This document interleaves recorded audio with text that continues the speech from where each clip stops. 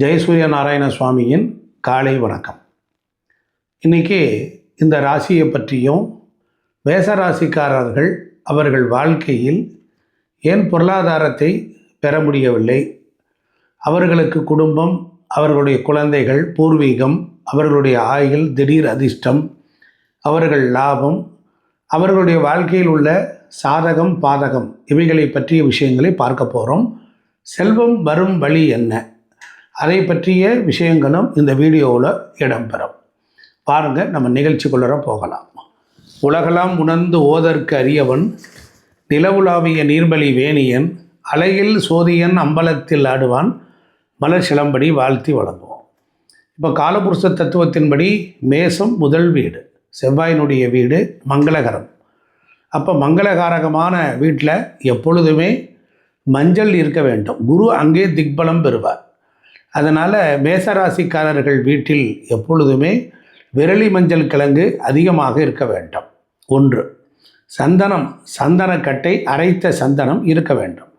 அந்த வீட்டில் மேசத்தில் வாழ்பவர்கள், நீங்கள் அஸ்வினி, பரணி, கிருத்திகை 1ஆம் பாதமாக இருந்தாலும் புதன்கிழமை தோறும், சனிக்கிழமை தோறும் நீங்கள் தலைக்கு எண்ணெய் வைத்து குளிக்க வேண்டும். உங்கள் உச்சி குளிர்ந்தால் உங்கள் வாழ்வு குளிரும். பாருங்கள், மேச ராசிக்குள்ளறையே ஒளிந்திருக்கக்கூடிய நட்சத்திரங்கள் பாருங்கள். அஸ்வினி நட்சத்திரம், அதுக்கப்புறமேல் பரணி நட்சத்திரம், அதுக்கப்புறம் சூரியனுடைய நட்சத்திரம். கேதுவினுடைய நட்சத்திரமும் சுக்கிரனுடைய நட்சத்திரமும் சூரியனுடைய நட்சத்திரமும் இருந்து தான் இந்த மேச ராசியை ஆள்கிறது. அப்போ இவங்க பொறுத்தளவில் இவங்க லைஃப் ஸ்டைல் என்ன அப்படின்னு கேட்டால் எல்லாமே கலவை. இவங்க ஆன்மீகமாகவும் இருப்பாங்க, தாம்பத்திய சுகத்தை விரும்புவாங்க, சுகமாக இருக்கணும்னு விரும்புவாங்க, அதிகாரம் பண்ணுவாங்க, கோபம் பண்ணுவாங்க, அதே போல் நிர்வாகத் திறமை இருக்கும், பூர்வீகத்தை விரும்புவாங்க, அதுபோல் தந்தைக்கு மதிப்பாகவும் இருப்பாங்க. நல்ல மதிப்பு, மரியாதை, கௌரவத்தோடையும் வாழணுங்கிற எண்ணம் இவங்களுக்கு இயற்கையாகவே அந்த காலபுருஷம் கொடுத்து விடுது. பாருங்கள், இந்த வீட்டில் தான் சனி நீச்சமாகிறார். பெரும்பாலும் இவங்களுக்கு குலதெய்வம் சம்மந்தமான பிரச்சனை, குலதெய்வம் கோயிலுக்கு போனால் ப்ராப்ளம், குலதெய்வம் கோயிலுக்கு போயிட்டு வந்ததுக்கப்புறம் பிரச்சனை, ஒரு திருப்தி இல்லாத தன்மை, இதெல்லாம் மேசராசிக்காரங்களுக்கு இயற்கையாகவே இருக்குது. ஏன்னா சனி தான் குலதெய்வம். அப்போ இவங்களுடைய வாழ்க்கையில் எடுத்துக்கிட்டிங்கன்னா 5ஆம் வீட்டின் அதிபதியான சிம்மம், அந்த சிம்மத்தினுடைய அதிபதி யார் அப்படின்னா சூரிய பகவான். சூரிய பகவான் இங்கே உச்சமடைகிறார். அதனால் மேசராசிக்காரர்கள் அவங்க குடும்பத்தில் குழந்தைகள், மேசராசிக்காரர்கள் குழந்தைகள் பேர் புகழ் அந்தஸ்தோடு இருப்பார்கள். அவர்கள் பொறுத்தளவில் ஆன்மீகத்தில் இருந்தாலும் சரி, அரசியல் அமைப்பில் இருந்தாலும், தொழில்துறையில் இருந்தாலும் சரி சிறப்பாக இருப்பார்கள். ஆனால் மேசராசிக்காரர்களுடைய குழந்தைகளுக்கு ஒரு குறிப்பிட்ட வயது வரையிலும் அவர்களுக்கு ஒரு போராட்டம் இருக்கும். அவர்கள் வாழ்க்கையில் ஒரு 40 வயதுகளுக்கு மேலே தான் மேசராசிக்காரங்களுடைய குழந்தைகளே நல்ல நிலையில் இருப்பாங்க, வருவாங்க. அப்போ இதுக்கு காரணம் என்ன அப்படின்னு கேட்டால், மேசராசிக்காரர்களுக்கு செவ்வாய் தான் அதிபதி. அவரே விருச்சிகம், அதாவது மேசத்துக்கு 8வது வீடு விருச்சிக ராசி, அதே 8வது ராசி. அப்போது 1 ராசிக்காரர்களை 8ஆம் இடத்துக்கும் ஆதிபத்தியம் பெறுவதனால, அதனால் அதே செவ்வாய் 10ஆம் இடத்துல உச்சமடைவதனால் மேசராசிக்காரர்கள் முதலில் சிரமங்களும், ஒரு தொழிலை இழந்து ஒரு பிரச்சனையை சந்தித்து தான் வாழ்க்கையில் மேலே வருவாங்க. பெரும்பாலும் இவங்களுக்கு பகலில் தான் நல்லா ஸ்ட்ராங்காக இருக்கும். அதனால் இவங்களுக்கு காலையில் 6 மணிலேருந்து 11 மணி வரைக்கும் இவங்க பரபரப்பாக இருப்பாங்க. சரி, பொதுவாக இவங்களிடத்தில் நிர்வாகத்திறமை, மனிதாபிமான சிந்தனை எல்லாம் நிறைய இருக்கும். மற்றவர்களுக்கு உதவி செய்தல், பெருந்தன்மையாக இருத்தல், கல்விக்கு உதவி செய்தல், படிக்கக்கூடிய குழந்தைகளுக்கு உதவி செய்தல், தானம் செய்தல், தர்மம் செய்தல், இதெல்லாம் உண்டு. அதனால் இவங்க புகழுக்கு உச்சிக்கு மயங்குவாங்க. இவங்களுக்கு மேசராசிக்காரங்களுக்கு அவங்க அப்பாவை ரொம்ப பிடிக்கும். ஆனால் இந்த ராசிநாதனே 8 அப்போ தந்தைக்கு ஏதாவது ஒரு சர்ஜரி, ஒரு ஹெல்த் இஷ்யூஸ் இதெல்லாம் வருவதற்கு வாய்ப்பு உண்டு. பூர்வீகத்தில் சொத்தை இழந்து அது பிரச்சனையாகி புகழுக்கு களங்கம் ஊர் விட்டு ஊர், தேசம் விட்டு தேசம் தான் வந்தால் மட்டும்தான் இவங்க சிறப்படைவாங்க. இப்போ ஜாதகத்தில் பணபரஸ்தானம்னு இருக்குது. 2, 5, 8, 11. இந்த 2ஆம் இடத்துக்குடையவனே 7க்குடையவனாக ஆகிறான். 2ஆம் இடம் தான் பணம் வரும் வழி, கையிருப்பு பணம். அந்த 2ஆம் இடம் தான் குடும்பம். அப்போ தனம், வாக்கு, குடும்பம், பொருளாதாரம், சம்பாத்தியம் இதெல்லாம் 2 கூடியவனே. அவனே 7ஆம் இடத்துக்குரிய துலா ராசியாகவும் வர்றார். அப்போ திருமணத்திற்கு மனைவி வந்ததுக்கப்புறம் செல்வாக்கு உள்ளவர்களாக மாறிவிடுவார்கள். இது கண்டிப்பான உண்மை. கணவன் வந்தாலும் சரி, மனைவி வந்தாலும் சரி, அவங்க வாழ்க்கையில் கிருகிருன்னு வருமானம் உயர்ந்தரும், நல்ல பெயர் புகழை அடைந்துருவார்கள். அதுக்கப்புறமேல் பாருங்கள், மனைவி பேரில் தொழில் செய்கிறவங்க, இல்லை மனைவி வந்ததுக்கப்புறம் மனைவி பேரில் சொத்து வருதல், மனைவி பேரில் ஏதாவது ஒரு வேலை செஞ்சுருப்பாங்க குடும்பத்தில், இதெல்லாம் அது அவங்க வந்ததுக்கப்புறம் ப்ளஸ் பாயிண்ட். அப்போ மனைவியே சிறப்பு, அதை நீங்கள் மறந்துக்கூடாது. மேசராசிக்காரர்கள் மனைவிக்கு பொறுத்தளவில் எடுத்துக்கொண்டால் அங்கே மனைவி கையில் பணம் கொடுத்தாலும் கூட வருமானமும் வரும், அதே நேரம் விரயமும் ஆகும். அப்போ இந்த ஜாதகருக்கு பொறுத்தளவில் வருமானத்திற்குரிய வகையில் பார்த்திங்கன்னா 2ஆம் இடம் சாப்பாடு. இவங்க வேகமாக சாப்பிடுவாங்க, புரியுதுங்களா? ஏன்னா இவங்க வாழ்க்கையில் முதல்ல பார்க்குற தொழில் நீச்சம். ஏன்னா சனி நீச்சமாகிறார் மேசத்தில். அப்போ ஒரு தொழிலில் தோல்வி உண்டு. அப்போ மேசராசியில் சனி நீச்சமாகறனால ஒரு முறையிலாவது தோல்வி அடைந்தவர்கள் இல்லாமல் இருக்க முடியாது. அதே போல் 11ஆம் இடம் பாதகம். நண்பர்களால் ஏமாறாத மேசராசியே கிடையாது. நண்பர்களே ஏமாற்றிடுவாங்க. ஏன்னா லாபாதிபதியே நீச்சம். அப்போ 11 கூடையவனே வந்து இங்கே நீச்சமாகிறார். அப்போ நண்பனுக்காக போய், இல்லைன்னா வேறு மொழி வேறு பாஷை பேசுகிறவர்கள் இவங்களுக்கூட நண்பர்களாக இருப்பாங்க, ஃப்ரெண்ட்ஸாக இருப்பாங்க. அப்போ இவங்களோட தொழில் செஞ்சாங்கன்னா வருமானம், வெளியூர், வெளிநாடு, வெளிமாநிலம் இதை சார்ந்து இவங்களுடைய நட்பு வட்டம் பரவி கிடக்கும். இதுதான் உண்மை. அப்போ 2ஆம் அதிபதியே அவருடைய நட்சத்திரம் அங்கே தான் இருக்குது. அதாவது 2ஆம் இடம் வந்து சுக்கிரன். அப்போ வந்து பரணி நட்சத்திரம் இவங்களுக்கு இருக்குது. அதனால் என்னாகும், குடும்பத்தின் மேலே அதிக பற்று இருக்கும். ஆனால் 7 கூடியவருடைய நட்சத்திர ராசியிலே இருக்கிறனால அவங்க உள்ளூரில் திருமணம், உறவில் திருமணம், அருகில் திருமணம், பக்கத்து ஊரில் திருமணம் அப்படின்னு மூலியமாக, இல்லைன்னா காதல் திருமணம் இப்படிங்கிறது, இல்லை சின்ன வயசுலேயே ஃப்ரெண்ட்ஸாக இருந்து பழகி அந்த குடும்பத்தில் பொண்ணு கட்டுதல் இதெல்லாம் ஏற்படும். இவங்களுக்கு பொறுத்தளவில் மோஸ்ட்லி எந்த மாதிரியான தொழில் இருப்பாங்கன்னா 10 கூடையவனே தொழில்காரகன். அப்போ 10ஆம் இடத்துக்கு அதிபதி யார் அப்படின்னு கேட்டிங்கன்னா அந்த இடத்துல தொழில் செவ்வாய் உச்சமாகிறார். அப்போ சூரியனோடு இருக்கிறார். 10ஆம் இடத்துல உத்திராட நட்சத்திரம் வருது. 5 கூடையவன் நட்சத்திரமும் 10ஆம் இடத்துல உத்திராட நட்சத்திரம் 2, 3, 4 பாதம் இருக்குது. அப்போ சொந்தமாக தான் பிஸ்னஸ் பண்ணணும்னு நினைப்பாங்க. யார்கிட்டையும் போய் கை கட்டிட்டு, இல்லைன்னா சூப்பர்வைசராக இருப்பாங்க, இல்லைன்னா மேனேஜராக இருப்பாங்க, ஆர்டர் போடுற இடத்துல தான் இருப்பாங்க. போய் இறங்கி போய் வேலை செய்கிற இடத்துல இருக்க மாட்டாங்க. அதனாலே இவங்களுக்கு கஷ்டம். இவங்க வாழ்க்கையில் மட்டும் வளர்ச்சிங்கிறது விட்டு தான் கிடைக்கும்.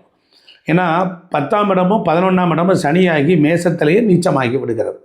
1. அப்போ இவங்க சில நேரம் மூத்த சகோதரி அவங்களுடைய பிரச்சனை, அவங்களுடைய வாழ்க்கையும் சரி இருக்காது, அவங்களுடைய குடும்பத்திலையும் ஏதாவது ஒரு ப்ராப்ளங்கள் இருந்துக்கிட்டே இருக்கும். இப்படி இவங்களுக்கு கம்யூனிகேஷன் ரொம்ப சிறப்பாக இருக்கும், அறிவு நல்ல சிறப்பாக இருக்கும். அடுத்தாப்பில் எடுத்துக்கிட்டிங்கன்னா இந்த பணபரஸ்தானத்திற்கு எடுத்துக்கிட்டிங்கன்னா 5ஆம் வீடு. அப்போ 5ஆம் இடம் என்பது அறிவு, புத்தி, மனம், பணம் சம்பாதிக்கக்கூடிய வழிமுறைகளை குறிக்கக்கூடியது. இந்த வீடியோவினுடைய நோக்கமே செல்வத்தை குவிப்பதற்கு ஏன் தடை, அது எப்படி வெற்றி பெறுவது என்பது தான். முதலில் உள்ளதை பார்ப்போம், பிறகு தான் நம்ம பரிகாரம் சொல்ல போகிறோம். அப்போ இவங்க 5ஆம் வீடே சித்தர்கள் வழிபாடு, சிம்மம். அப்போ இவங்க வந்து ஒரு மலையில், ஒரு குகையில் இருக்கக்கூடிய கடவுளை வணங்கினால், கிரிவலம் சுற்றினால் இவங்களுக்கு செல்வம் வரும். பூர்வீகத்தை ரொம்ப பிடிக்கும். அப்போ பாட்டி ஊர், தாத்தா ஊர், அந்த மாதிரி ஊரில் இருக்கக்கூடிய தெய்வங்களை போய் வணங்கினாங்கன்னா இவங்களுக்கு செல்வம் வரும். நரசிம்மர், காளி போன்ற தெய்வங்களையும் வணங்கினால் நன்மை உண்டாகும். மதுரை மீனாட்சி இவங்களுக்கு பெருந்துணையாக அமைந்து விடுவாள். அதே போல் இவங்க வீடுகள்லாம் பூர்வீக வீடுலாம் குனிஞ்சு தான் போகிற மாதிரி இருக்கும், அந்த மாதிரி இருக்கும். அதனால் அதிர்ஷ்டம், புகழ், பெருமை, கௌரவம் இதெல்லாம் பூர்வீகத்தில் இவங்க முன்னோர்கள் இருப்பாங்க. அவங்க முன்னோர்களே அடைஞ்சனால இவங்களுக்கும் அந்த வாய்ப்புகள்லாம் கண்டிப்பாக கிடைக்கும். அப்போ யாராவது வீட்டுக்கு வந்தாங்கன்னா நல்லா உபசரிப்பாங்க, நல்ல உணவு கொடுப்பாங்க, இதெல்லாம் அவங்களோட இயற்கை. அப்போ சூரியன் உச்சமாகிற வீடு மேசமாக இருப்பதினால குழந்தைகளுக்கு கவனமாக பார்த்து கொள்ளணும், குழந்தைகளை திட்டக்கூடாது. அப்போ குழந்தைகள் இது ஒன்று. அப்போ அவங்க வாழ்க்கையில் கிடுகிடுன்னு உயருவாங்க மேசராசிக்காரங்க, அதே நேரத்தில் பாதாளத்தில் கீழே விழுந்துருவாங்க. அதனால் இப்படி அவங்களுக்கு வாழ்க்கையில் எடுத்துக்கிட்டீங்க அப்படின்னா வெற்றி, அதிர்ஷ்டம். ஏன்னா கேது என்பது தடைகளுக்கு பின்னால் தான் வெற்றி. அதனால் அஸ்வினி நட்சத்திரம் தடையை கொடுக்கும். இதெல்லாம் வாழ்க்கையில் 100% நடக்கும்.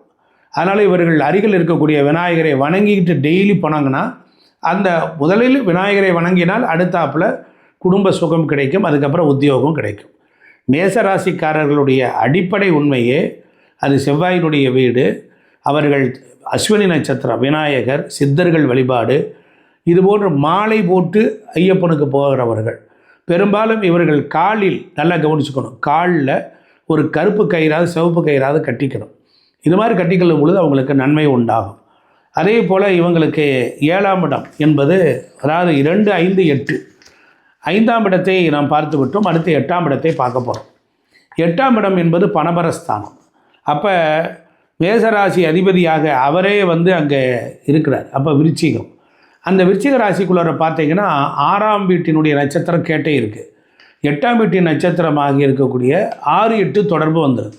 6ஆம் வீட்டின் அதிபதி நட்சத்திரம் 8ல் இருக்கார்.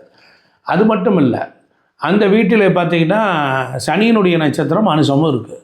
அப்போ இவங்களுக்கு பொறுத்தளவில் இவங்க திடீர்னு விஆர்எஸ் வாங்குறது, உணர்ச்சி வசப்படுறது, வேலையை தூக்கி போட்டு வர்றது, 6, 8 என்பது ஒரு 200% ஒரு வழி வேதனையை கொடுக்காமல் போகாது. அப்போ 6 நட்சத்திரம் எந்த வழக்கு, எந்த கடன், எந்த நோயாக இருந்தாலும் இவங்க ஜெயிக்கக்கூடிய வாய்ப்புகளும் உண்டு. அதனால் அது விபரீத ராஜயோகத்தையும் கண்டிப்பாக இவர்கள் பெறுவார்கள்.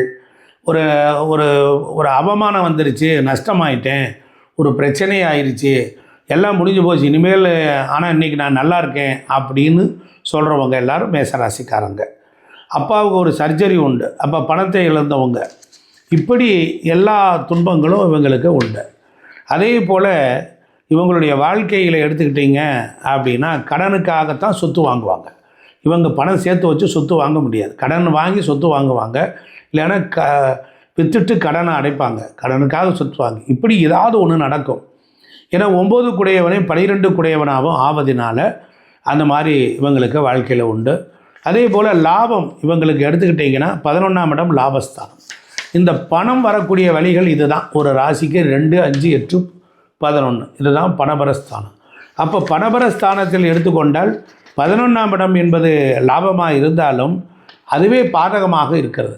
அப்போ ஒரு சுகத்தை கொடுத்தா ஒரு பாதகம் வரும், அவ்வளவுக்கு பாதகம் இருக்குது. அப்போ சந்தோஷத்தை அனுபவித்தா ஒரு பாதகம் வரும். அப்போ திடீர்னு கார் நல்லா இருக்குது சார்னு காரில் ஏறுவார், புருஷன் பொண்டாட்டி 2 பேரும் சண்டை போட்டுக்கிட்டு இறங்குவாங்க. எங்கேயாவது வெளியூருக்கு போவாங்க, அங்கே போய் எல்லாத்தையும் பார்க்க முடியாமல் வந்துடுவாங்க. அப்போ ஊரோ ஒரு ட்ராவலோ எங்கேயோ போயிட்டு வந்ததுக்கப்புறம் குடும்பத்தில் நிம்மதி இருக்காது. அதனால் இவங்களுக்கு புகழுக்கு மயங்காமல் இருக்கிற வாழ்க்கையை வாழ்ந்தால் இவர்கள் வாழ்க்கையில் சிறப்பாக இருக்கும். இப்போ மேசராசிக்காரர்களுக்கு எடுத்துக்கோங்க, குறிப்பாக அஸ்வினி நட்சத்திரக்காரர்கள், பரணி நட்சத்திரத்தில் ஒரு நல்ல சந்தோஷம் உண்டு, நல்ல சம்பத்து கிடைக்கும், நல்ல அனுகூலம் உண்டாகும். அப்போ சுக்கிர ஓரை, சந்திர ஓரை இவங்களுக்கு வெற்றியை கொடுக்கும். அதே போல் அஸ்வினி நட்சத்திரக்காரர்கள் அஸ்தம் நட்சத்திரமும் நல்ல நன்மையை தரும், அதிர்ஷ்டத்தை தரும். அந்த நாளில் நீங்கள் நல்ல பண்பாடுகள், செயல்களை செய்யலாம். பூராட நட்சத்திரம் நன்மை தரும், சதயமும் ரொம்ப வெற்றியை உங்களுக்கு கொடுக்கும். அதே போல் பரணி நட்சத்திரக்காரர்கள், மேசத்தில் இருக்கிற பரணி நட்சத்திரம், அவங்களுக்கு கிருத்திகை நட்சத்திரம் தான் தன வருமானத்தை கொடுக்கும். அன்றைக்கி நல்ல ஆக்கப்பூர்வமான செயல்களை செய்யலாம், கோயில்களை விளக்கேற்றலாம், அதாவது இனிமையாக பேசலாம். அப்போ சந்தோஷத்தையும் சம்பத்தையும் அனுகூலத்தையும் கொடுக்கும் பரணி நட்சத்திரக்காரர்கள். அதே போல் மிருகசீரிச நட்சத்திரமும் நல்ல சேபமாகவும் சௌபாக்கியமாகவும் இருக்கும். புனர்பூசமும் நன்மையை, தெய்வ அனுகூலத்தை கொடுக்கும். பூர நட்சத்திரமும் காரிய வெற்றியை கொடுக்கும். சித்திரை நட்சத்திரம் நல்ல நன்மையும் ஆயுளுக்கு சிறப்பையும் கொடுக்கும். விஷாகம் எடுத்துக்கொண்டிங்கன்னா நல்ல திருப்தி, நல்ல தியாகம், வெற்றி நல்லா இந்த மாதிரிலாம் உண்டாகும். அதே போல் கேட்டை நட்சத்திரமும் நல்ல சாமானியமான நட்சத்திரம், நன்மைகளை தரும். உத்திராடமும் உங்களுக்கு நல்ல சுபிட்சத்தை கொடுக்கும். பூரட்டாதி எதிர்பாராத நன்மைகளை எல்லாம் தரும், உங்களுக்கு ரொம்ப சாதகமானது. இப்போ பரணி நட்சத்திரக்காரர்கள் சூரிய ஓரை, ஞாயிற்றுக்கிழமை சுக்கிர ஓரை, வெள்ளிக்கிழமை செவ்வாய் ஓரை, வெள்ளிக்கிழமை சூரிய ஓரை, இந்த மாதிரி ஓரைகளிலே மங்களகரமான காரியங்களை செய்தீர்கள் என்றால் கண்டிப்பாக வெற்றி உண்டாகும். அடுத்து கிருத்திகை நட்சத்திரம் 1ஆம் பாதம் இருக்குது. கிருத்திகை நட்சத்திரக்காரர்கள் ரோகிணி நட்சத்திரத்தாண்டு உங்களுக்கு சந்தோஷமும் நல்ல சம்பத்தும் அனுகூலமும் கிடைக்கும். அதுபோல் திருவாதிரையும் உங்களுக்கு க்ஷேமமும் நல்ல சௌக்கியமான பலன்களும் தரும். பூசம் நல்ல தெய்வ அனுகூலத்தை தரும். உத்திர நட்சத்திரத்தை அன்னைக்கு பார்த்தீங்கன்னா எந்த செயல் செய்தாலும் காரிய வெற்றியை கொடுக்கும். சுவாதி நட்சத்திரத்தை அன்னைக்கும் உங்களுக்கு நன்மையும் அதிர்ஷ்டமும் உண்டாகும். அனுச நட்சத்திரம் திருப்தி, தியாகம், வெற்றியை கொடுக்கும். மூலமும் உங்களுக்கு நன்மையை தரும். திருவோண நட்சத்திரம் உங்களுக்கு சுபிட்சத்தை கொடுக்கும். உத்திரட்டாதி நட்சத்திரம் எதிர்பாராத நன்மையை தரும். அஸ்வினி உங்களுக்கு சுபிட்சத்தை தரும். இப்போ மேசராசிக்காரர்களுக்கு செல்வம் வரும் வழி என்ன, அதில் உள்ள தடை என்ன, அதில் உள்ள பிரச்சனைகள் என்ன, அதை தீர்ப்பதற்கு பின்னாளில் இந்த நட்சத்திரத்தை நீங்கள் பயன்படுத்தி வெற்றி பெறலாம். குறிப்பாக நீங்கள் செவ்வாய் என்றால் கோவில்களுக்கு போய் வரலாம். மேசராசிக்காரர்கள் முருகன் உகந்த தெய்வம். அதே போல் உங்களுக்கு நான் இடையிடையிலே சில தெய்வங்களையும் வழிமுறைகளையும் சொல்லியிருக்கிறேன். இந்த வீடியோ 1க்கு 2 முறை பாருங்கள். வாழ்வில் அழியாத பொக்கிஷம். இது மேசராசிக்காரர்களுக்கு இதெல்லாம் இருக்கும். மீண்டும் ஒரு அடுத்த தலைப்பில் உங்களை சந்திக்கிறேன். நன்றி, வணக்கம். திருச்சிற்றம்பலம்.